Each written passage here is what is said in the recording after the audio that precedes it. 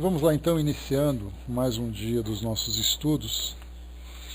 Hoje nós iniciaremos mais um ciclo aqui dos nossos trabalhos, né? Mais uma das obras que nos são oferecidas dentro desse acervo tão precioso, né, da doutrina espírita.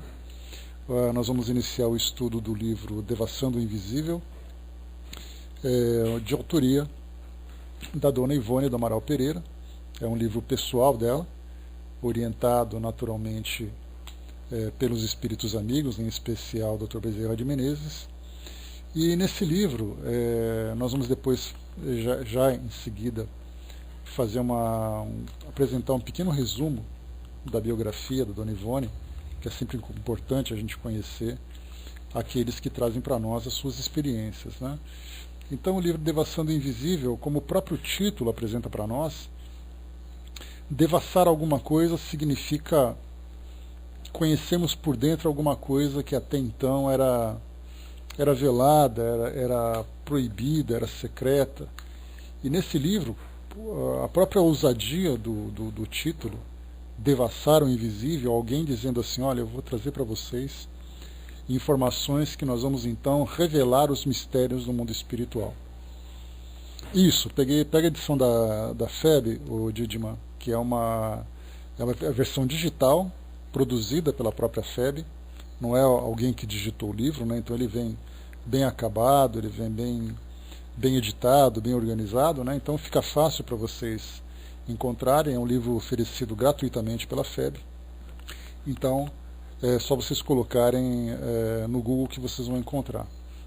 Então nós vamos seguir essa versão, né? Tem a versão impressa, mas fica muito mais prático para nós essa versão digital, né? Então se por acaso precisarmos de marcar referências de páginas, alguma coisa, essa versão digital fica muito mais fácil para que nós possamos conversar sobre esses pontos, né?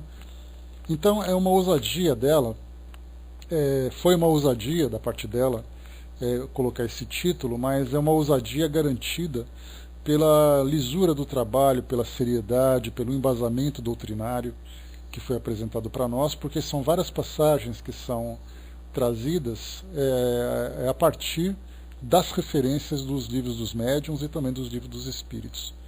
Então ela traz para nós uma citação e a partir dessa citação ela traz então as experiências pessoais que ela vivenciou dentro do campo da mediunidade. É muito comum dentro da doutrina espírita nós encontrarmos opiniões muitas vezes contraditórias sobre aquilo que é apresentado para nós nessa outra dimensão.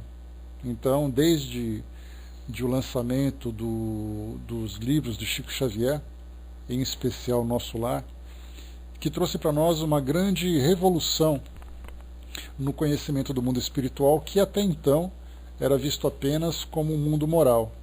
Então nós falávamos se o espírito estava sofrendo, se ele não estava sofrendo, se ele era feliz ou se ele era infeliz. E de repente André Luiz, a partir desse livro, trouxe para nós então situações do mundo espiritual vividas dentro de uma estrutura, dentro de uma organização. E ali, ao mesmo tempo que nós tivemos uma revolução nessa mesma ação, pois Chico Xavier, a partir desses livros de André Luiz, também começou a devassar o invisível para nós, a revelar o mundo espiritual. Nós tivemos aí então quase que uma ruptura dentro da doutrina espírita. Aqueles que aceitavam essas orientações e aqueles que negavam essa orientação. Então, para nós, que muitas vezes não conseguimos ou não temos condições de vivenciar experiências do mundo espiritual, experiências pessoais, por não termos a mediunidade ostensiva, por não conseguirmos perceber o mundo espiritual com essa sensibilidade, nós baseamos então o nosso conhecimento naquilo que outros vivenciavam. Então eu vou escolher quem são os indivíduos, quem são os médiuns que vão apresentar para mim alguma coisa do mundo espiritual. E aí eu entro então naquele caminho delicado e perigoso da simpatia e antipatia. Por que delicado e perigoso?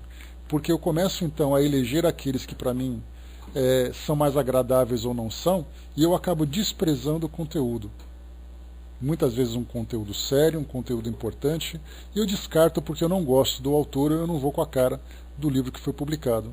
Então, no nosso caso, por não termos essa capacidade de vivenciarmos essas experiências, nós necessitamos então dessas obras, dessas publicações, desses relatos.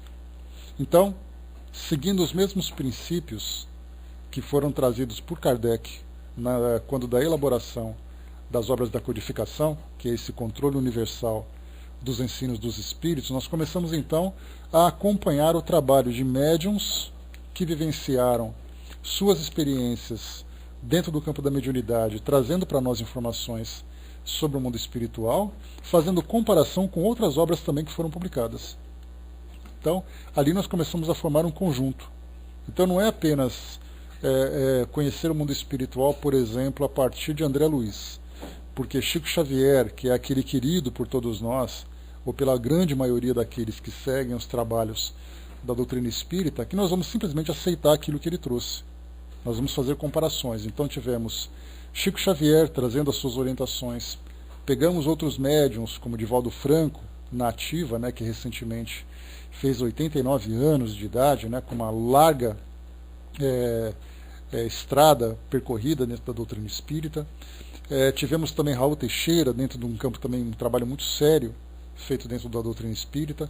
Outros médiuns, que têm, vamos dizer assim, menos expressão dentro da mídia, que procura divulgar os trabalhos espíritas.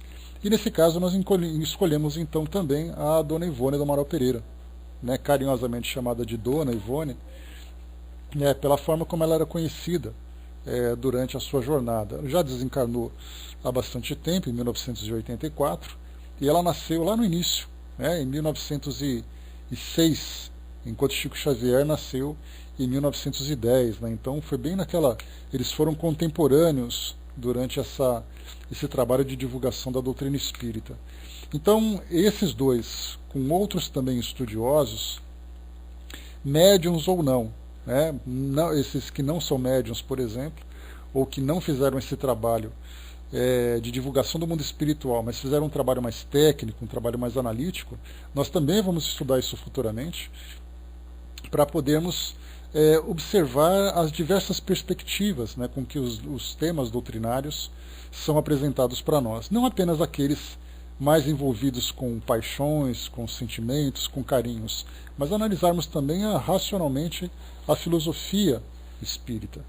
Então, esse especial para nós, Dona Ivone do Amaral Pereira. A biografia dela eu vou ler para vocês aqui agora. Peguei aqui uma biografia de um site que eu gosto bastante, que é da Federação Espírita do Paraná, o FEParaná. E diz assim para nós sobre a história dela. É importante a gente conhecer sempre a história daqueles que vão apresentar para nós e do porquê estão credenciados para trazer para nós essa referência. Porque não basta apenas alguém dizer assim, olha, ele escreveu um livro. Tá, mas baseado em que esses livros foram escritos? Quais são as suas experiências pessoais? Quais são os trabalhos que já foram realizados? De que forma que eles são conhecidos? Então, a partir dessa base, conhecendo o médium, nós teremos condições de estudar suas obras. Então, começa aqui. Ivone do Amaral Pereira nasceu na antiga vila de Santa Teresa de Valença, hoje Rio das Flores, no sul do estado do Rio de Janeiro, às 6 horas da manhã. O pai, um pequeno negociante, Manuel José Pereira Filho, e a mãe, Elizabeth do Amaral Pereira. Teve 5 irmãos, mais moços e um mais velho, filho do primeiro casamento da mãe. Aos 29 dias de nascida, depois de um acesso de tosse, sobreveio uma sufocação que a deixou como morta, chamada então de catalepsia, ou morte aparente. Então essa é uma das grandes experiências que ela experimentou, uma catalepsia logo aos quase 30 dias do seu nascimento. O fenômeno foi fruto de muitos complexos que carregavam no espírito, já que na última existência terrestre morrera afogada por suicídio. Durante 6 horas permaneceu nesse estado, e o médico e um farmacêutico atestaram a morte por sufocação. O velório foi preparado e a suposta defunta foi vestida com grinalda e vestido branco e azul. O caixãozinho branco foi encomendado. A mãe se retirou a um aposento onde fez uma sincera e fervorosa prece a Maria de Nazaré pedindo para que a situação fosse definida, pois não acreditava que a filha estivesse morta. Instante depois, a criança acorda aos prantos. Todos os preparativos foram desfeitos, o funeral foi cancelado e a vida seguiu seu curso normal. Então, dentro daquilo que a gente já estudou sobre catalepsia, ou também morte aparente, já tivemos vários casos de pessoas que foram sepultadas, né, nessa condição de morte aparente, e depois, né, aquele susto, quando diante de uma exumação encontraram então um corpo revirado, toda aquela cena bastante dolorosa, né, assim como outras notícias da atualidade, também falando sobre pessoas que acordam no necrotério, acordam no velório, e causa aquele grande medo sobre a parte do sepultamento, né? Então, ela vivenciou essa experiência e por pouco, então, acabou não sendo sepultada. O pai, generoso de coração, desinteressado dos bens materiais, entrou em falência por 3 vezes, pois favorecia os fregueses em prejuízo próprio. Mais tarde, tornou-se funcionário público, cargo que ocupou até sua desencarnação em 1935. O lar sempre foi pobre e modesto, conheceu dificuldades inerentes ao seu estado social, o que, segundo ela, a beneficiou muito, pois bem cedo aliou-se das vaidades mundanas e compreendeu as necessidades do próximo. O exemplo de conduta dos pais teve influência capital no futuro comportamento da médium. Era como albergar na casa pessoas necessitadas e mendigos. Né? Nós vamos conhecer, Ju, nós vamos conhecer então na história da Dona Ivone muitas situações em que ela saía para a rua para fazer alguma coisa, ou os pais também, de repente voltavam com famílias para casa e abrigava-os ali durante um tempo, né? Inclusive situações importantes que nós vimos nessa relação com o mundo espiritual, em que ela encontrava, por exemplo, como espíritos de ex-escravos, né, quando encarnados, e não eram obsessores, pelo contrário, eram protetores, exatamente pela generosidade com que ela tratava pessoas encarnadas que eram afetas, né? Eram afetos dessas pessoas que se encontravam no mundo espiritual. Então, muitos detalhes que nós vamos conhecendo sobre relações dela com pessoas encarnadas, com desencarnadas, trabalhos que ela fazia sociais também preocupados, né, com essa questão de pobreza. Até porque também era uma comparação, embora eles vivessem numa casa grande, era uma casa que ali era privada de muitas necessidades, né? E continuando então, aos 4 anos de idade, já se comunicava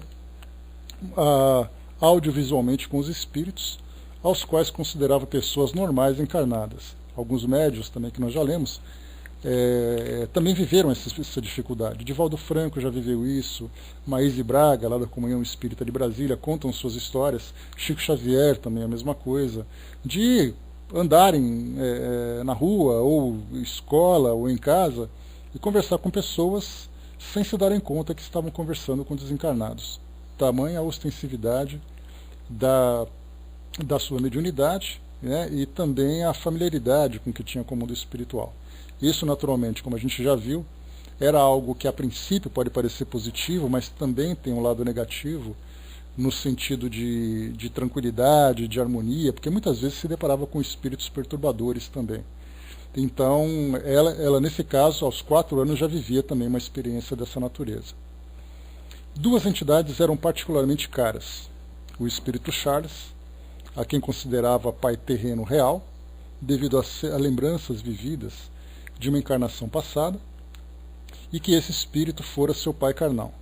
Charles, o espírito elevado, foi seu orientador durante toda a sua vida e atividade mediúnica. O espírito Roberto de Canalejas, que foi médico espanhol em meados do século XIX, era outra entidade pela qual nutria um profundo afeto e com o qual tinha ligações espirituais de longa data e de dívidas a saldar. Mais tarde, na vida adulta, manteria contatos mediúnicos regulares com outras entidades, não menos evoluídas, como o Dr. Bezerra de Menezes, Camilo Castelo Branco, Frederic Chopin e outras. Aos 8 anos, repetiu-se o fenômeno da catalepsia, associado a desprendimento parcial.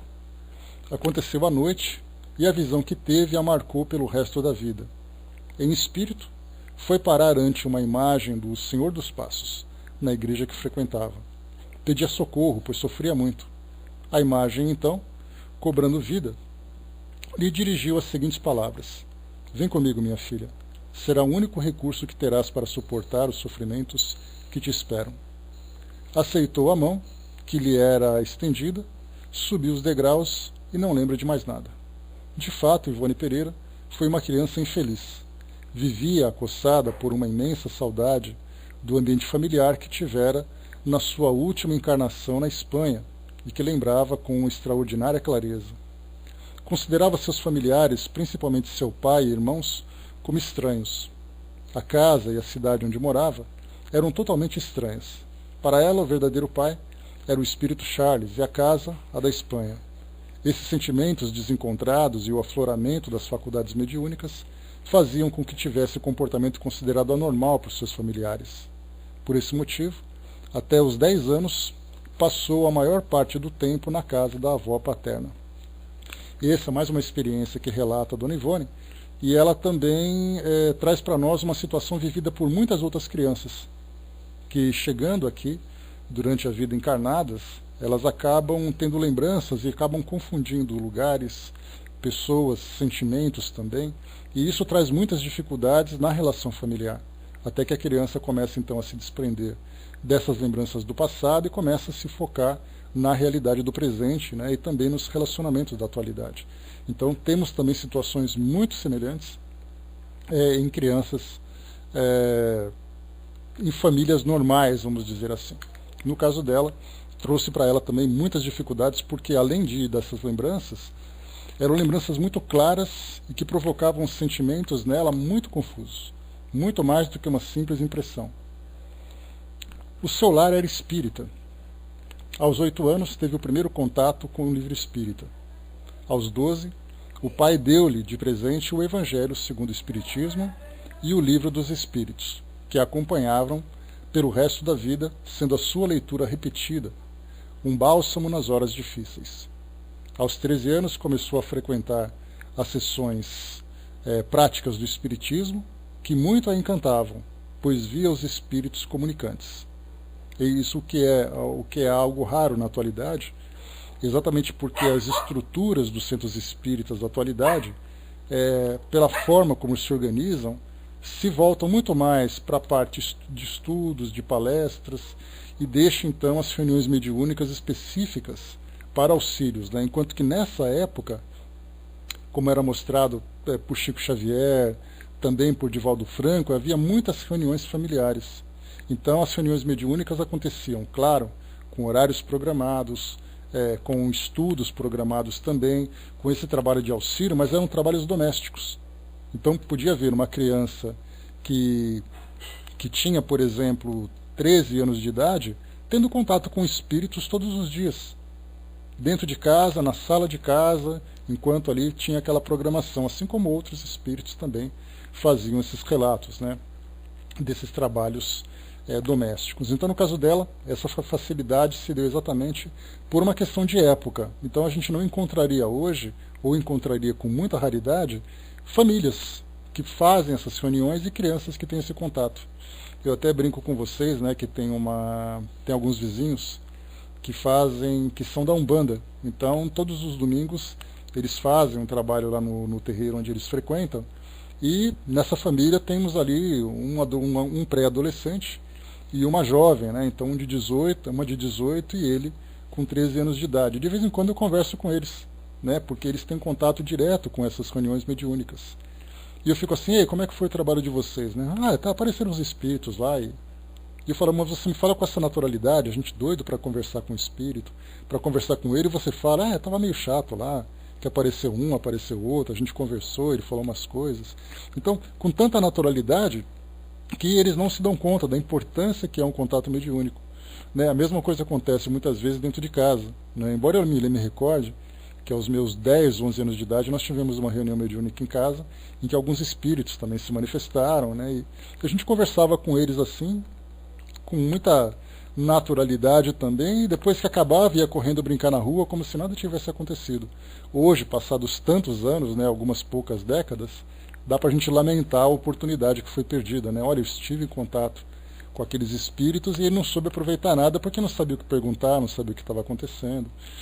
Então a gente vê que são pouquíssimas as reuniões mediúnicas que acontecem com essas características. Hoje, até mesmo por recomendação dos espíritos, esses trabalhos são feitos dentro de centros espíritas, até por uma questão de segurança para as famílias, para evitarem, né, esse mau uso da mediunidade e todos os problemas decorrentes das influências espirituais negativas que acabam acontecendo também.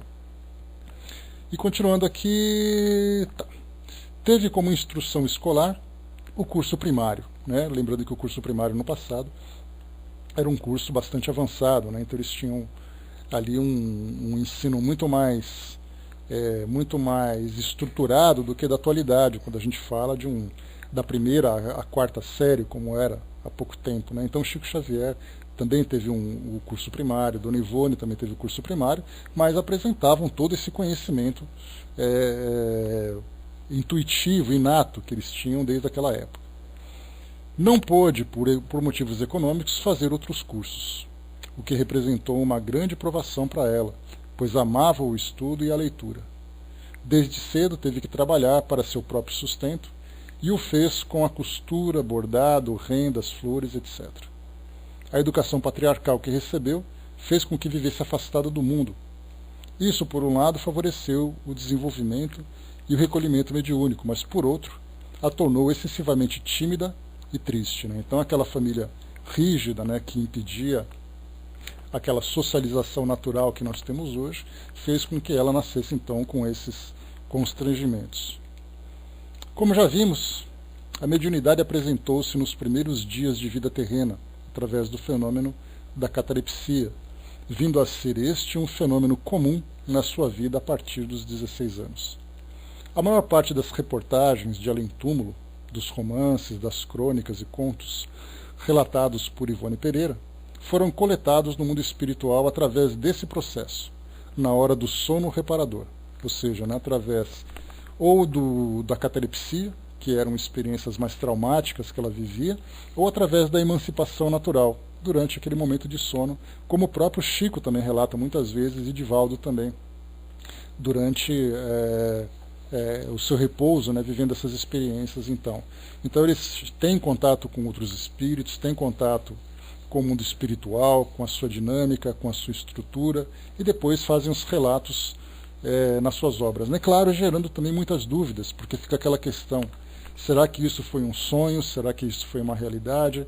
Então a Dona Ivone trouxe tudo aquilo que ela trouxe para nós de experiências mediúnicas, no estado de vigília, né, acordada, tendo ali a evidência, a audiência e também desdobramentos. Muito do que ela trouxe também veio através dessas experiências durante o sono. A sua mediunidade, porém, foi diversificada. Foi médium psicógrafo e receitista, trabalhava com homeopatia, assistida por entidades de grande elevação, como Bezerra de Menezes, Charles, Roberto de Canaleiras, Bittencourt Sampaio. Praticou a mediunidade de incorporação e passista. Possuía mediunidade de efeitos físicos, chegando a realizar algumas sessões de materialização, mas nunca sentiu atração por essa modalidade mediúnica. Os trabalhos no campo da mediunidade que mais gostava de fazer eram os de desdobramento, incorporação e receituário. Como foi dito, através do desdobramento noturno, que Ivone Pereira navegava através do mundo espiritual, amparada por seus orientadores, coletando as crônicas, contos e romances com os quais hoje nos deleitamos. Como médium psicofônico, por entrar em contato com obsessores, obsediados e suicidas, aos quais devotava um carinho especial, sendo que muitos deles tornaram-se espíritos amigos. No receituário homeopático, trabalhou em diversos centros espíritas de várias cidades, em que morou durante os 54 anos de atividade. Foi uma médium independente, que não se submetia aos entraves burocráticos que alguns centros exercem sobre seus trabalhadores. Seguia sempre a Igreja do Alto, e como ela exercia a caridade a qualquer hora e a qualquer dia, que fosse procurada pelos sofredores. Aqui é interessante quando se fala sobre essa diversidade mediúnica que ela apresentava, fazia parte do seu cotidiano também, não apenas essa manifestação, mas ela era uma médium sensitivo muito poderosa. Nós veremos nos livros que ela publicou, dos 3 que nós vamos estudar, ela tinha também impressões sobre aquilo que os espíritos viviam. Então, se era um espírito suicida, ela não apenas via o espírito suicida, e ela contava isso também, que fazia parte dessa programação reencarnatória, que ela sentisse também o drama que eles viviam.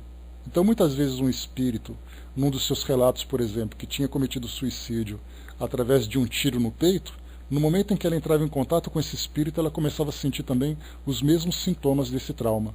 Se era um espírito que tinha cometido um assassinato ou tinha se suicidado por afogamento, ela começava a sentir falta de ar e toda aquela angústia.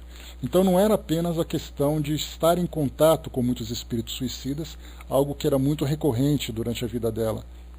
Ela traz para nós muitos relatos de espíritos que iam até ela e ela tentava ajudá-los de alguma forma. Então ela tinha também essa sensibilidade de sentir os efeitos daquilo que os espíritos vivenciavam como prova para ela. Porque não era apenas aquela coisa assim, não, você é um espírito suicida, deixa que eu vou te ajudar. Então ela vivia também esses mesmos dramas para que pudesse recordar, inclusive, das experiências que ela vivenciou, por ter sido espírito suicida em outras encarnações. Não apenas em uma, são 3 encarnações que ela conta para nós. E continuando aqui. Tá. Foi uma esperantista convicta, né, ou seja, estudou o Esperanto, né, uma língua. O Esperanto é um idioma que não pertence a nenhuma pátria. Então isso traz uma esperança de que no futuro nós não teremos aquela necessidade, por exemplo, né, de aprender o inglês, que é um idioma dominante no mundo hoje, em virtude de uma influência comercial, de uma influência política, né? Assim como no passado o latim também foi dominante em virtude do Império Romano aqui no mundo ocidental. Então o Esperanto surge como um idioma que ele é apátrio. Então as pessoas gostam de estudar o Esperanto, gostam de se comunicar pelo Esperanto, porque exatamente traz para nós essa questão de liberdade de pensamento, liberdade de ideologias. Então isso é fundamental para ajudar nessa comunicação universal. Vamos ver como é que isso vai se desenrolar no nosso futuro. Então ela foi uma esperantista convicta e trabalhou arduamente na sua propaganda e difusão, através de correspondência que mantinha com outros esperantistas, tanto no Brasil como no exterior. Desde muito pequena cultivou o estudo e a boa leitura. Aos 16 anos, já tinha lido obras dos grandes autores como Goethe, Bernardo Guimarães, José de Alencar, Alexandre Herculano, Arthur Conan Doyle e outros. Escreveu muitos artigos publicados em jornais populares. Todos foram perdidos, né? Então muita coisa acabou não sendo guardada, até porque também o espiritismo, naquele período em que ela escrevia, né, nós estamos falando aqui da década de 1920, 1930, o espiritismo era algo, era um intruso num país que, embora já fosse laico, né, em virtude da Constituição que foi publicada no final do século XIX, que declarava o Brasil como um país laico, sem interferência da religião na administração pública, né, ou seja, uma separação do Estado e da Igreja. É muito difícil você fazer um decreto, você preenche um documento, uma Constituição dizendo que a partir daquele momento a Igreja não faz parte mais do Estado, mas existe ainda aquele domínio de uma influência social, de uma influência religiosa, e o catolicismo era predominante no Brasil e continuou sendo durante muitas décadas, até que começaram então a surgir outras denominações. Então o espiritismo chegou naquela época como sendo um intruso, sofrendo perseguições, sofrendo uma grave discriminação. Então os artigos que foram publicados, certamente depois passando por várias administrações de pessoas que eram seguidoras do catolicismo e depois também das próprias igrejas protestantes, acabaram descartando todo esse material como sendo uma obra né, do mal, que isso deveria ser desprezado. Então, lamentavelmente, muita coisa foi perdida, mas pelo menos a essência daquilo que ela lançou acabou surgindo para nós como algo precioso. E lembrando também que ela, durante esse período em que ela publicava muitas coisas, ela mantinha isso guardado. Exatamente porque não via importância na publicação, achava que aquilo, pela sua timidez, né, até pela sua personalidade, ela acabava também achando que isso não teria muita validade. Até que a partir da década de 1950, ela começou então a trazer essas publicações, né, começou a fazer com que os seus livros se tornassem conhecidos e suas experiências, né, começando. Muitos deles, por exemplo, em 1950, o livro Memórias de um Suicida, né, que foi um dos seus grandes clássicos. Para quem não leu, é interessante a gente ler, porque mostra também para nós uma outra perspectiva do mundo espiritual, falando, por exemplo, dessas ideias dos suicidas, que, como nós comentamos há pouco, fazia parte exatamente das experiências pessoais que ela tinha vivido. Nós tivemos romances que foram publicados, porque aí a gente volta a lembrar, inclusive, né, muito bacana, né, aqui nós temos aqui no próprio Pautalk, lá do nosso grupo do Espiritismo.net, todas as terças-feiras, às 9h30 da noite, lá na sala Espiritismo Net Brasil. Né? Então esse livro é estudado, reestudado, já deve estar na terceira ou quarta sessão de estudos. Né? Então é um livro muito bacana, não apenas de leitura, mas principalmente de estudos. Então, muitos romances foram publicados, e no próprio livro Dramas da Obsessão, que foi publicado pelo Dr. Bezerra de Menezes, ele comentava, e isso é algo que a gente sempre traz para vocês aqui, ele comenta que houve uma mudança importante nas características da vivência e do estudo do Espiritismo quando ele imigrou para o Brasil. Então ele vivia, o Espiritismo era vivido na Europa sob a orientação de Allan Kardec, dentro daquela estrutura filosófica, daquela estrutura investigativa, com pouca influência religiosa. Pelo contrário, né, Kardec procurava fazer uma separação daquilo que era vivido pelo domínio religioso na Europa, em especial pelo catolicismo, que inclusive o catolicismo ainda utilizando o Tribunal do Santo Ofício para poder regrar e vigiar a prática, né, ou seja, aquela ideia da Santa Inquisição, que a gente estuda nos livros de história, que a própria doutrina espírita, inclusive, sofreu perseguições, como no Alto de Barcelona, que nós já comentamos aqui com vocês. Para quem quiser conhecer um pouquinho mais, lá na Revista Espírita nós temos ali um artigo completo que Kardec relata os detalhes dessa perseguição. Então, em virtude desse contexto de uma perseguição, de uma estrutura dominante na sociedade, o Espiritismo então rompeu desse aspecto religioso e procurou trabalhar essa parte filosófica científica para desenvolver um lado espiritual diferente daquilo que era vivenciado. Ao chegar aqui no Brasil, né, a gente teve aqui na década de 1960, já tínhamos aqui instituições sendo fundadas, década de 1860, tínhamos aqui instituições sendo fundadas no Rio de Janeiro, em Salvador, tivemos instituições sendo fundadas. Isso porque nós tínhamos muitas pessoas que iam para a Europa, conheciam a doutrina espírita, em especial a França, e traziam depois essas publicações. E chegavam aqui e apresentavam para os círculos de intelectuais, porque a doutrina espírita era vista ainda como uma filosofia voltada para os intelectuais. Não era uma doutrina popularizada. Kardec teve um trabalho árduo para poder popularizar através dos artigos da Revista Espírita, contando histórias, contando situações, mas de um modo geral eram círculos de intelectuais que se voltavam para os estudos doutrinários. Então aqui no Brasil não foi diferente naquele início. Muitos profissionais da medicina, médicos, né, que iam para a Europa e estudavam sobre o magnetismo, sobre a homeopatia, os homeopatas que foram ali os portadores da doutrina espírita voltando para o Brasil. Chegavam aqui, formavam também os seus círculos de intelectuais, estudavam, formavam ali as associações, formavam os grupos espíritas, mas isso acabou dificultando e muito, porque o Brasil tinha uma característica social bastante diferente da Europa.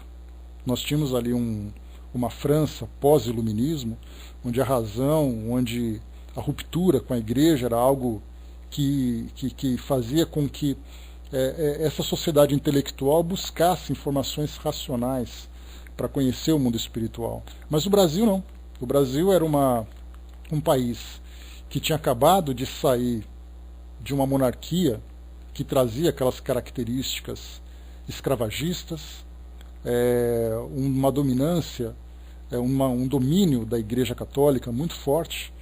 Então nós tínhamos aqui um nível intelectual muito abaixo daquilo que se apresentava na Europa, um país que procurava ainda direcionar a sua vida social, estruturar a sua sociedade, e aqui então não havia condições de manter essas mesmas associações e instituições nos moldes da Europa.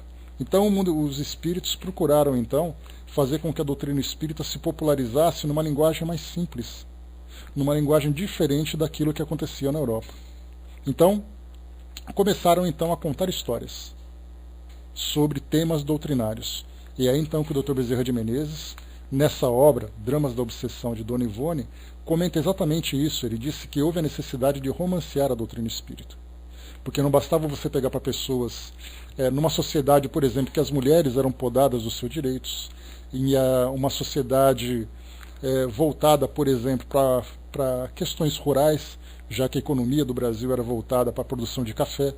Então imaginemos aquelas grandes fazendas de café, em que os homens eram uma sociedade patriarcal, os homens trabalhavam para ganhar dinheiro e as mulheres ficavam cuidando dos filhos em casa.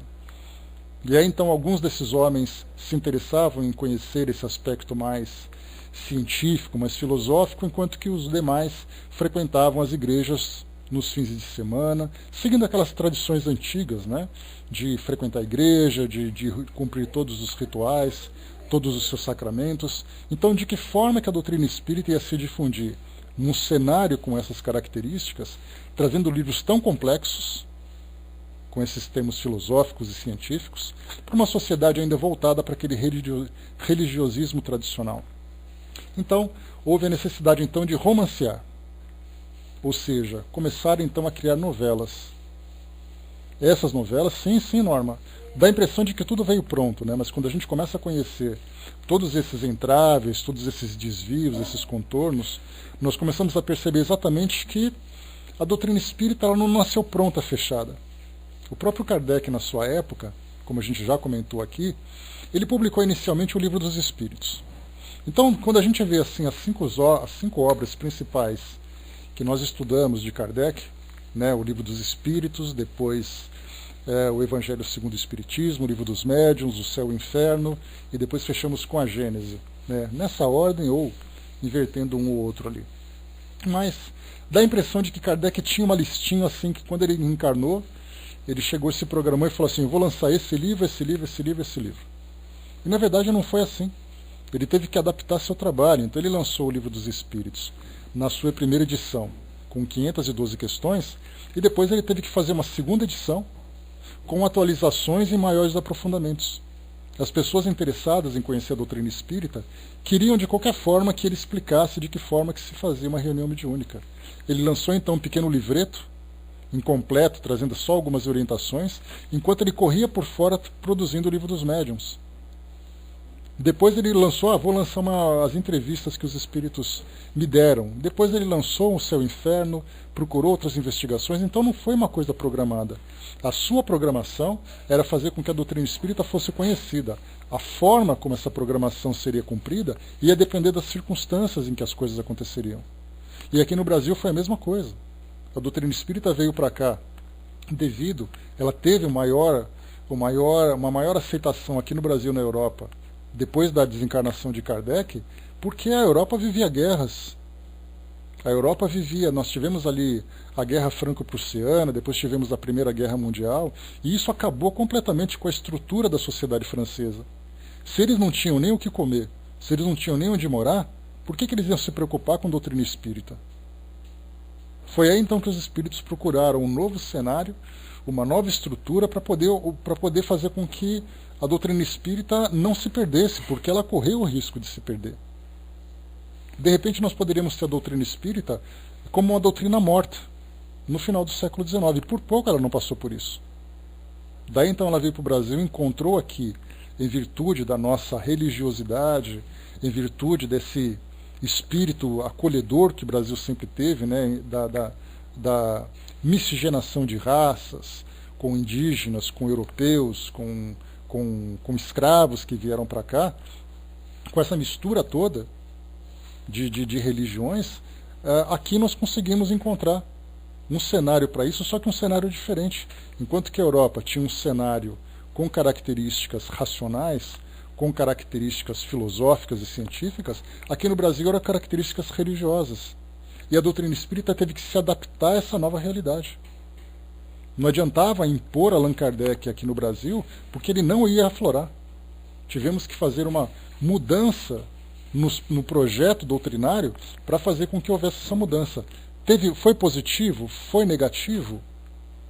Depende muito da forma como nós vemos isso. Então, essa era uma das situações aqui no Brasil. Então, como lembra, mais uma vez, seguindo aquele raciocínio de Dr. Bezerra de Menezes, houve a necessidade de romancear a doutrina espírita. Então começamos a trazer novelas. Começou ali então, o que são essas novelas? Esses romances. Nosso Lar, por exemplo, ele não é visto como um romance fictício, mas ele é um relato verídico das experiências vividas por André Luiz. Mas nós tivemos outros, Dona Ivone, por exemplo, naquela época, na década de 1950, lançou livros, por exemplo, como Nas Telas do Infinito, Amor e Ódio, que são livros publicados, inclusive por Dr. Bezerra de Menezes. O Espírito Charles também entrou nesse processo, Tragédia de Santa Maria, Ressurreição e Vida, Nas Voragens do Pecado, Cavaleiros de Numier, Drama de Bretânia, são livros que foram publicados na década de 50, 60 e 70. Então, nessas 3 décadas, ela foi lançando então esses romances, assim como também outros autores, aquelas mensagens de Chico Xavier, romances que foram aparecendo, para fazer com que as pessoas se interessassem por essa ideia. Né? Inclusive Kardec, Norma, nós chegamos a estudar isso aqui na sala, eu trouxe para vocês algumas passagens do próprio Kardec, em que ele fazia comentários sobre romances espíritas. Então muitas vezes a gente acha que o romance apareceu somente aqui no Brasil e fazem críticas muito agressivas sobre esse gênero de publicações. Só que o próprio Kardec não apenas leu, como ele trazia resumos de romances que foram publicados na Europa. Romances na Alemanha, romances na França. Revista Espírita consta isso. É só publicar sobre os romances. Nós chegamos a ver aqui, acho que uns 5 romances que eu trouxe para vocês os resumos. Então todo mundo fala assim, mas Kardec jamais publicaria. Kardec não só publicaria, como ele leu. Ele leu, trazia o resumo e trazia os comentários, que era exatamente a forma como os romances deveriam ser estudados. Então eles vêm desde muito tempo, que é uma forma é uma estratégia de entretenimento com instrução. Nós tivemos então esses dois objetivos. Então aqui no Brasil, pelo fato de nós termos uma sociedade sem aprofundamento intelectual, devido à forma como se desenvolveu aqui a nossa sociedade, então seria interessante você lançar livretos com pequenas novelas. Uma novela que trazia personagens interessantes, vivendo situações interessantes de desencarnação, de experiências no mundo espiritual, contato entre as duas dimensões, dimensão espiritual e dimensão física, e as pessoas começaram então a se interessar. E aí a doutrina espírita começou a se difundir exatamente por esses escritores. Por isso que nós temos aqui. Por que Chico Xavier é muito mais famoso aqui no Brasil do que Allan Kardec? Devido às características do nosso país, devido à forma como a doutrina espírita se proliferou. Os livros do Chico eram muito mais interessantes para as pessoas aqui no Brasil do que Allan Kardec. Se por acaso nós tivéssemos pego Chico Xavier, as obras de Chico Xavier e colocado na França naquela época, certamente teria também algum efeito, já que a camada mais popular, que gosta daquela história assim de eu quero aprender sem ter que pensar muito, aprender do jeito mais fácil, certamente também teria conquistado um grupo daquela sociedade. Então hoje nós temos nessa evolução toda, e eu comento agora da atualidade, porque Chico Xavier, Dona Ivone, Divaldo Franco, Raul Teixeira, que trouxeram para nós esses livros, considerados como romances. Hoje, na atualidade, nós temos romances na televisão, romances no cinema, romances em radionovela.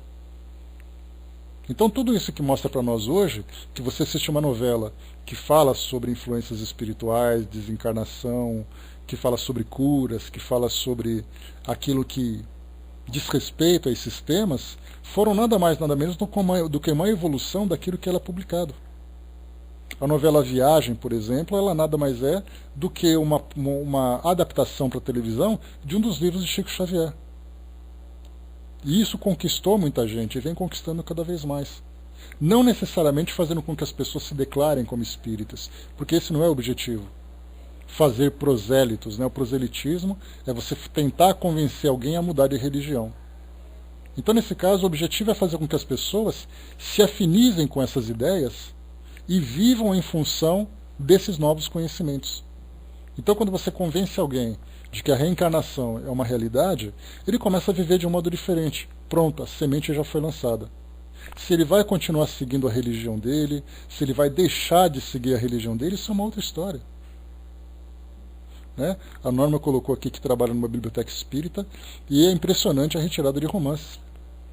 Eu conto a minha experiência pessoal, Norma, eu já li tantos livros, tantos deles sendo romances, que eu já até perdi a conta. Eu parei de contar nos 200.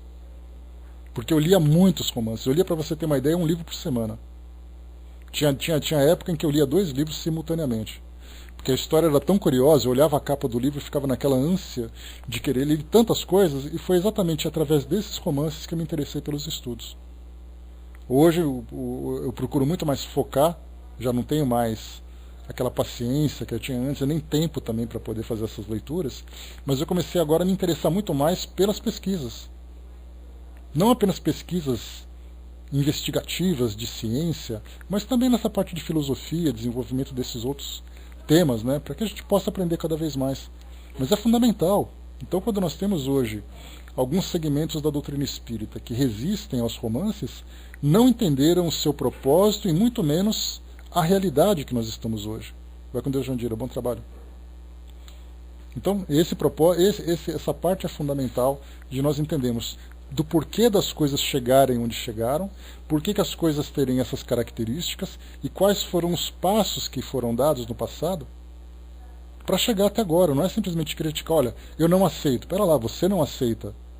Mas nós temos ali milhões de pessoas, e literalmente milhões de pessoas, que se interessam por essas obras. Quer dizer, então, que nós vamos desprezar os milhões de pessoas porque você em especial não gosta? Porque você não concorda? Então é importante conhecer o trabalho de Kardec. Porque Kardec valorizou e muito o trabalho dos romances. E ele escreveu sobre isso, não é uma questão de opinião pessoal que a gente está colocando. Ele falava que é fundamental para cativar as pessoas, para despertar nelas o interesse por esses temas. Revista Espírita consta tudo isso, só dá uma pesquisadinha por lá.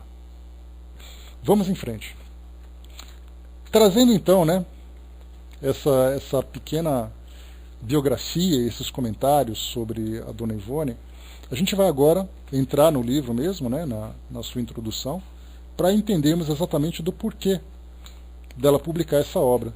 Né? Ela foi publicada em 1962, conforme consta aqui na introdução que ela faz. Nós temos aqui então, desde a capa, temos aqui, né, o Devassando o Invisível. Como nós comentamos, devassar o invisível significa revelar aquilo que estava escondido. Né? E tem aqui uma pequena observação: estudos sobre fenômenos e fatos transcendentes devassados pela mediunidade sob a orientação dos espíritos guias da médium. Então, esse é o objetivo desse livro. Né? Então ela vai trazer para nós essas informações sobre o mundo espiritual de experiências vividas por ela mesma. Temos aqui então alguns capítulos na introdução, nada de novo, como se trajam os espíritos. Olha só, falando sobre o traje dos espíritos. Então a gente pensa assim, mas o espírito usa roupa? Ela vai se basear principalmente no capítulo do Livro dos Médiuns falando sobre o laboratório do mundo invisível. Então não é simplesmente falar assim, ela viu e é por isso mesmo. Sempre vai ter um embasamento dos livros da codificação. Frédéric Chopin, na espiritualidade, nas regiões inferiores, Mistificadores obsessores, romances mediúnicos, O amigo beletrista, Sutilezas da mediunidade, As virtudes do Consolador e Os grandes segredos do além. Isso lá na página 197. Temos aqui depois na sequência, avançando um pouquinho mais, introdução, está aqui. Né? Lembrando, né, que esse livro ele vem sendo estudado já lá pela Ju, na Sara Maria de Nazaré. Ju, vocês estão em que capítulo lá? Só para a gente ter uma ideia da distância que separa aqui o início nosso e a evolução de vocês lá. Para quem quiser acompanhar também, é só dar uma chegadinha lá no YouTube, coloca a Devação do Invisível, que vai ter um monte de vídeos lá, né, publicados pelo Dudu lá sobre os trabalhos lá da Maria de Nazaré. Então, um trabalho já que coincidiu, né, de novo, da gente fazer um trabalho aqui e pessoal lá. Já terminou, Tuti? Ah, legal, então. Então vai começar agora a nova obra. Vocês acabaram agora, Ju? Que coincidência, meu Deus, eu começo aqui e vocês acabam lá. Nossa, parece que foi cronometrado. Pelo amor de Deus. Então vamos lá, né? Recordações da Mediunidade começa agora na quarta-feira, sempre às 9 da manhã, às 8 da manhã, lá na Sala Maria de Nazaré, né? Que aparece sempre por aqui. Então, a gente está começando agora, fazendo ali uma revista daquilo que já foi estudado por lá também. Então, aqui agora, continuando o livro, aqui na introdução agora, vamos entender agora qual é o propósito dessa obra. Né? E ela, a dona Ivone, ela tem uma preocupação muito grande de explicar, né, o motivo que a levou a... Pois é, demorou, mas chegou, né? Felizmente. É o motivo dela ter escrito, então, essa obra. Deixa eu ver aqui. Pois é. Mas sabe o que acontece, Didima? Os livros da codificação, como a gente lembra sempre da base doutrinária, essa base já foi construída. A partir do momento em que você tem conhecimento sobre aquilo que é essencial, nós podemos alçar outros voos. Né? Estudando, por exemplo, livros de Dona Ivone, livros de Chico Xavier, estudamos livros de Leon Denis, e nós já desenvolvemos um senso crítico para podermos julgar exatamente o conteúdo dessas obras. Depois nós teremos ali oportunidade de estudar tantos livros que foram publicados, né? Então, todo mundo diz assim, né? Mas todo mundo começa por um livro, mas se esquece de Kardec. Já vimos Kardec muito, né? Eu até poderia dizer exaustivamente, mas nunca é exaustivo estudar Allan Kardec. Mas é sempre importante a gente entender na prática como isso é vivido. Então os livros de Dona Ivone, para quem gosta de mediunidade, é a vivência prática da mediunidade. E agora nós vamos fazer comparação. No livro dos médiuns foi dito tal coisa, na revista Espírita foi dito tal coisa. Né? Sim, porque tudo que ela fala, ela se baseia. A preocupação dela foi exatamente isso. E ela era uma grande estudiosa de Allan Kardec. Né? Então vamos lá para a nossa introdução. Ela diz assim, então: apresentando essas páginas ao público, nada mais fazemos que obedecer às instruções da entidade espiritual Charles, amigo desvelado, que ha sido o anjo bom de nossa vida. Nenhum sentimento de vaidade animou o nosso lápis. Quando traçávamos fatos ocorridos com a nossa própria mediunidade, depois de longa data fôramos informados de que, se eles assim se desenrolaram, isso não significava privilégio à nossa pessoa, mas porque nossa faculdade a tanto se prestava, por predisposições particulares, no desdobrar natural de suas forças. E, ademais, para que viéssemos a público testemunhar, ainda uma vez, o que outros adeptos do Espiritismo testemunharam também, visto ser de interesse geral que se patenteiem sempre, por múltiplos sinais, os fatos de além-túmulo, desde tempos remotos, tem concedido aos homens. Então, isso que nós vimos agora, que ela sempre comenta que aquilo que ela trouxe, nada mais faz do que reforçar aquilo que outros também já vivenciaram. Por isso, então, aquele controle universal dos ensinos dos espíritos também deve ser aplicado na leitura desses livros. Então, se ela traz um relato desse tipo, e nós encontramos outros médiuns que trazem relatos semelhantes, sejam eles que trabalham nas fileiras espíritas, sejam eles médiuns que vivem essas experiências na sua vida pessoal, no seu cotidiano, sem nenhum objetivo de publicação, nós fazemos esse controle. Ou seja, um vivenciou isso, outro começa a vivenciar, outro mais além começa, e nós percebemos ali então uma coerência naquilo que é apresentado. E continua. Quanto escrevermos aqui, existe nos códigos doutrinários espíritas. Isso é fundamental, essa frase na introdução. Daquilo que ela apresenta para nós, tudo isso traz então referências dos códigos doutrinários espíritas, ou seja, nas obras de Allan Kardec.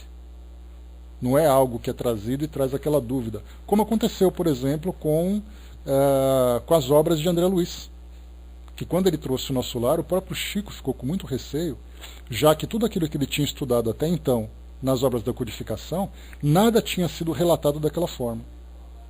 E Emmanuel, na introdução, falou, pode publicar, porque isso é um fato e as pessoas precisam conhecer.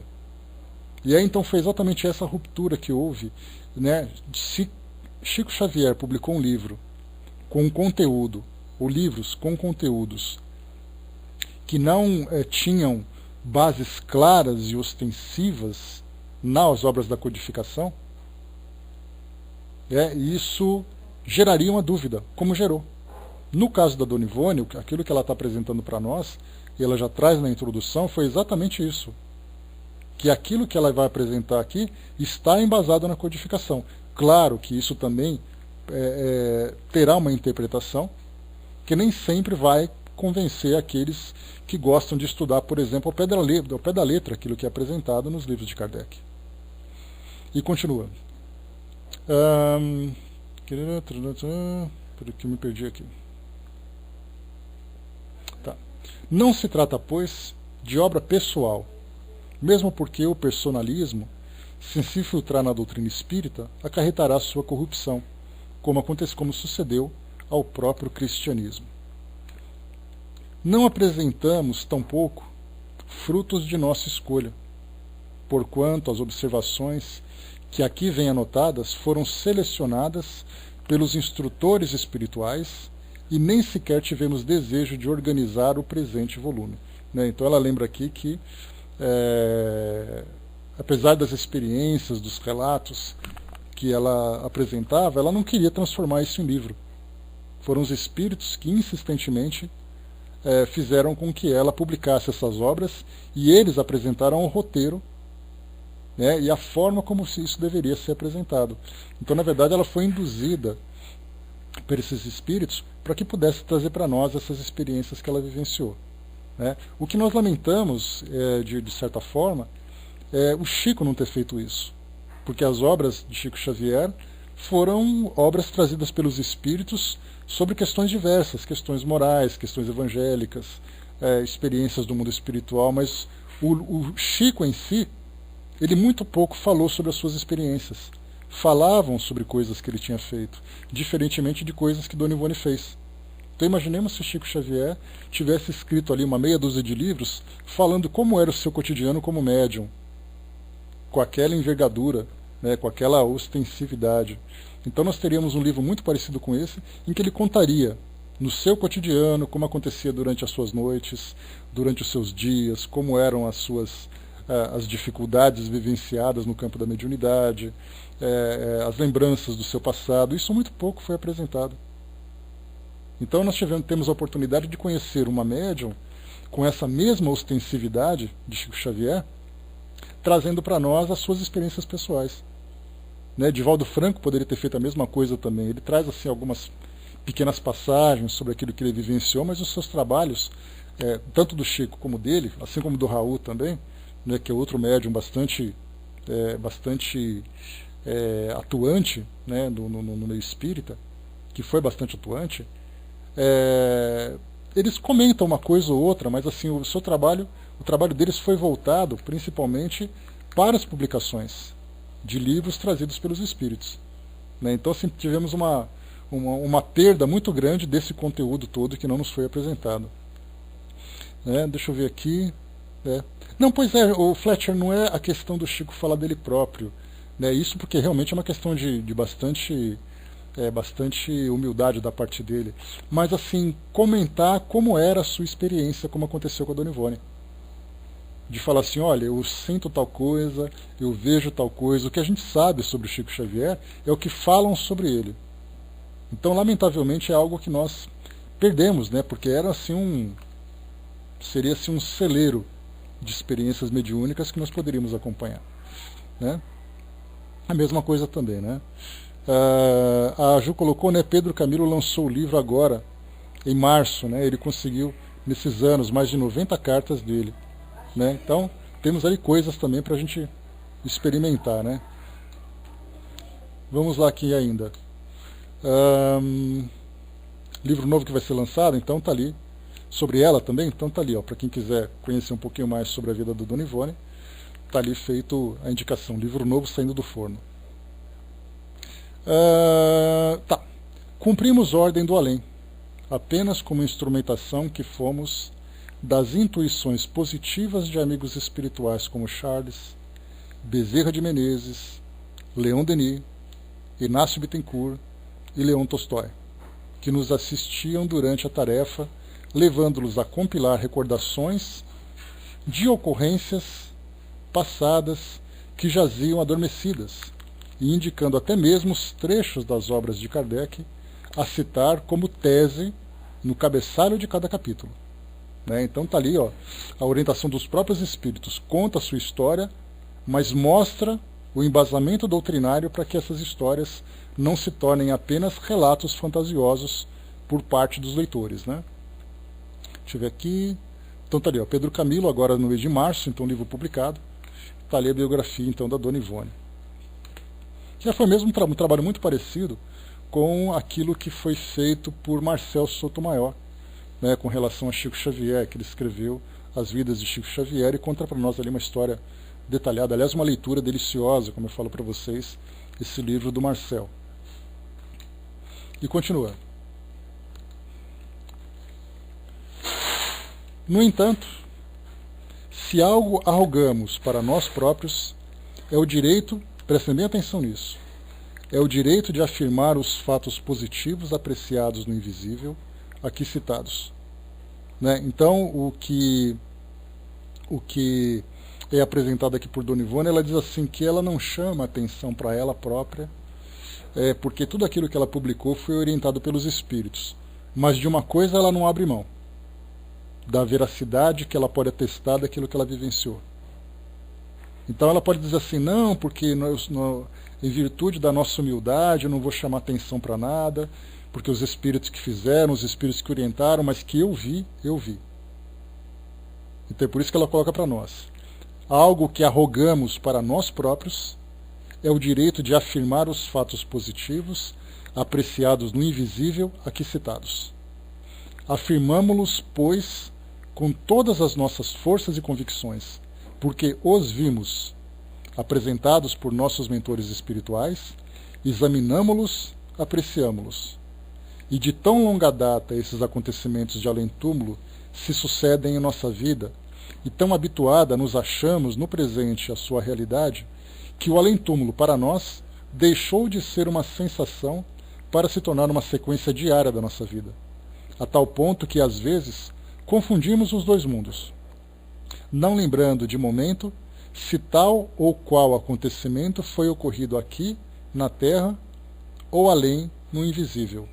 E muitas vezes acontece outro sim, que amigos nossos do invisível, costumam ser confundidos de imediato com outros tantos da Terra. Então isso que ela afirma nesse parágrafo mostra exatamente a convicção com que ela se apresenta relatando esses detalhes. E é muito curioso também que muitos daqueles que negam esses fatos não são médiuns. São aqueles que procuram estudar racionalmente as obras e a partir dessas obras eles determinam se eles aceitam ou não esses detalhes. E isso é importantíssimo para nós. Exatamente, Zé, ela vai colocar isso depois um pouquinho mais para nós aqui. Porque mostra esse fato de que não tem aquela preocupação se alguém vai aceitar ou não vai aceitar. Chico Xavier fez a mesma coisa. Ele disse assim, pode ser que aceitem, pode ser que não aceitem, mas é um fato que foi presenciado por ele. E é por isso importante, para que nós aceitemos essas orientações como sendo verídicas, conhecendo também a personalidade e o caráter do médium. A personalidade, o caráter e o trabalho que ele realizou também. De pensar assim, bom, esse médium com essas características tem todas as bases de credibilidade para que a informação que ele apresente também sejam informações reais. Agora, se pega um médium que não tem essas credenciais, qual é a credibilidade que ele tem para trazer uma informação que muitas vezes é tão contraditória assim? Então conhecemos o médium, a circunstância do trabalho, o objetivo do trabalho e depois o seu conteúdo. É isso que faz com que as informações sejam para nós fatos e não apenas fantasias. E continua para finalizarmos. Possam essas páginas despertar no coração do leitor o amor ao estudo tão necessário da revelação espírita, e que a observação e a análise se sucedam de sua parte ao ponto final das lições ventiladas. Quanto a nós, continuaremos a fazer coro a um dos maiores devassadores do invisível que a Terra conheceu, William Crookes, quando afirmou: "Não digo que isso é possível, digo isto é real."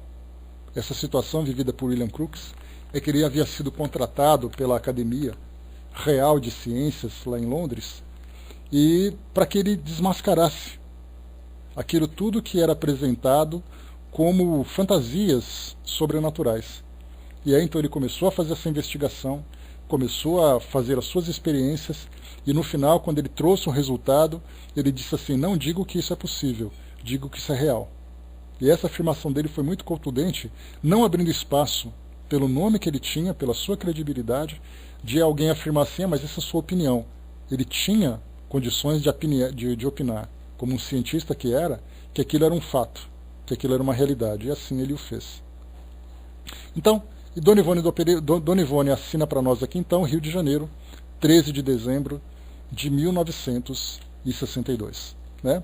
Então, são muitos os detalhes, muitos os aspectos que serão apresentados para nós aqui nesses livros, de experiências dela. Né? E quando nós falamos sobre o próprio contexto em que o Espiritismo surgiu, ontem, só para a gente poder fechar, aproveitar aqui esses minutos finais aqui da nossa reunião de hoje, ontem eu assistia a um programa no canal The History Channel, né, que falava sobre as revelações sobre as mágicas.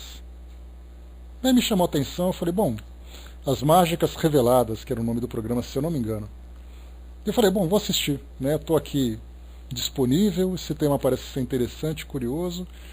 E aí então me começou algumas passagens que inocentemente começaram a aparecer no programa, falando sobre grandes mágicos, falando sobre, naturalmente, Harry Houdini, né, que era considerado um dos maiores mágicos da história, e outros médiums, outros mágicos que foram aparecendo, de que forma que as mágicas foram criadas, né, o próprio ilusionismo também, né, pois é, inevitável, né, Fletcher? O ilusionismo também que surgiu tanto nos Estados Unidos naquela época, final do século XIX, começo do século XX, na verdade, início do século XIX e também depois para o século XX, na Europa também a mesma coisa, e começaram a surgir algumas histórias, algumas biografias e alguns relatos interessantes. E, inevitavelmente, algumas conexões foram surgindo com o Espiritismo. E aí, então, aparecia ali porque o entretenimento naquela época foi uma febre que teve na Europa e, naturalmente, nos Estados Unidos também. Uma febre fazer com que ilusionistas ganhassem a vida entretendo as pessoas. Teatros eram alugados, teatros eram comprados para que apresentações fossem feitas. Inicialmente, aquelas apresentações de ilusionismo fazendo desaparecer objetos, cortando cabeças, as clássicas mágicas, né, que eles apresentavam, como aquela corda indiana que sobe, ou segurar uma bala disparada, né, com a boca, e caixas, e etc, etc, etc. E começaram também a surgir, dentro desse campo do ilusionismo, o sobrenatural. E aí então vieram aqueles ilusionistas que sugeriram que poderiam falar com os mortos, aqueles ilusionistas que falavam sobre as evocações. E nós vimos isso, né, naqueles 2 filmes que eu sugeri para vocês. O Ilusionista e O Grande Truque são 2 filmes que falam sobre essas experiências, né, utilizando mecanismos, utilizando a eletricidade, que eram coisas novas naquela época, para poder entreter as pessoas. E se por acaso aparecesse um médium que era capaz, um mágico, desculpem, um ilusionista, que era capaz de apresentar um espírito, ele certamente seria alguém muito famoso. Foi nesse contexto que a doutrina espírita surgiu na Europa. E não é à toa que Kardec, quando ele apresenta para nós o livro dos médiuns, lá no início ele fala sobre os prestidigitadores. Prestidigitador nada mais é do que ilusionista. É aqueles que usam a habilidade das mãos para iludir as pessoas. Então a mediunidade também foi objeto de uso desses circos que foram montados, desses teatros, para apresentar mágicas. E aí então ele coloca para nós os sistemas, o perigo que é acreditar, né, naqueles que se declaravam como grandes médiums. Kardec fala sobre os músculos estalantes, o nervo estalante, né, o nervo que tem na perna, que algumas pessoas, fazendo alguns movimentos, fazem estalos. E esses estalos, como também foi apresentado pelas irmãs Fox, conhecidas no meio espírita como sendo as precursoras da mediunidade, mas também que se envolveram nesses espetáculos e foram muitas vezes desmascaradas por apresentarem farsas além da mediunidade legítima daquilo que elas faziam. Elas ganharam muito dinheiro com isso também, empresariadas, né, por uma das suas irmãs mais velhas. Então, a gente vê esses músculos, cordas para todo lado, mecanismos, luzes, projetores, tudo isso era utilizado de uma forma inocente dentro dos teatros onde o ilusionismo era apresentado. Mas também isso foi utilizado de uma forma leviana para iludir as pessoas. E daí então, Harry Houdini, esse grande mágico, que tinha assim uma paixão quase que incontrolável por sua mãe, né, uma paixão saudável naturalmente, mas ele gostava muito da sua mãe, e quando ela desencarnou ele sofreu muito por isso. Então quando alguém apresentava para ele a possibilidade dele conversar com a sua mãe, ele se entregava de cabeça. Mas aí ele foi passando por algumas desilusões, até que quando ele percebeu que as pessoas estavam tentando enganá-lo, ele se tornou um caçador de médiuns. E aí então ele apresentava assim: vou no meu espetáculo mostrar a farsa dos médiuns.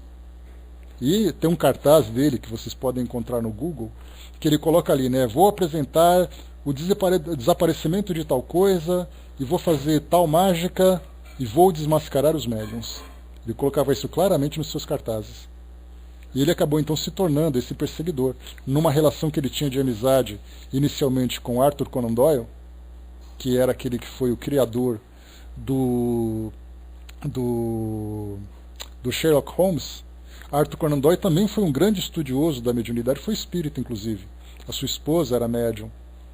E aí então, nessa relação com Arthur Conan Doyle, ele acabou também não convencendo o Houdini, que se tornou um caçador de médiuns.